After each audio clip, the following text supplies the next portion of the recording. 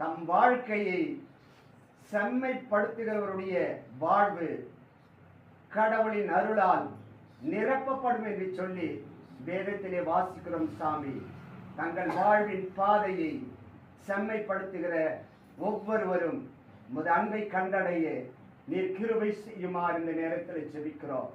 நாங்கள் பலவீனர்கள் ஆண்டவரே, நாங்கள் பலவீனத்தில் விழுகிற மனிதர்கள். சுவாமி, எங்கள் மீது இவ்வளவு அன்பு கொண்டு இருக்கிறீரே, அதற்காக நன்றி செலுத்துகிறோம், அதற்காக நன்றி செலுத்துகிறோம், அதற்காக நன்றி ஆண்டவரே.